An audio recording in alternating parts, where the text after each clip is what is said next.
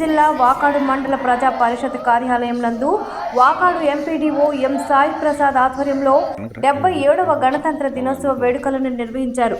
MPDO Sai Prasad మాట్లాడుతూ మన దేశానికి 1947 ఆగస్టు 15న స్వాతంత్ర్యం సాధించిన 1950 జనవరి 26 నుండి రాజ్యాంగం అమలులోకి వచ్చింది. అప్పటి వరకు ఉన్న బ్రిటిష్ కాలం నాటి భారత ప్రభుత్వ చట్టం 1935 రద్దయింది. దాంతో భారత సర్వసత్తాక ప్రజాస్వామ్యం గణతంత్ర రాజ్యాంగం అవతరించింది. అందుకే ఈరోజు రిపబ్లిక్ డేగా జరుపుకుంటున్నామని అన్నారు. ఈ కార్యక్రమంలో ముఖ్య అతిథిగా వాకాడు టీడీపీ మండల కన్వీనర్ దువ్వూరు మధుసూదన్ రెడ్డి పాల్గొన్నారు.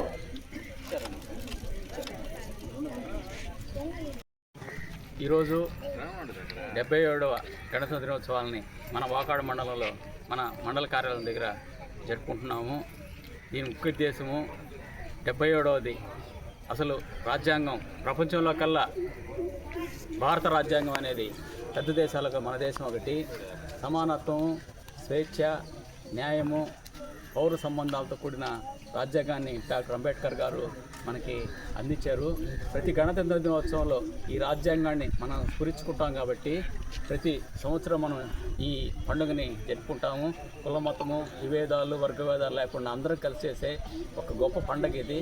కాబట్టి ఇక్కడ ఈరోజు మనం మండలంలో చేసుకున్నందుకు అందరికీ ధన్యవాదాలు చేసుకుంటూ వచ్చిన వాళ్ళందరికీ నమస్కారం.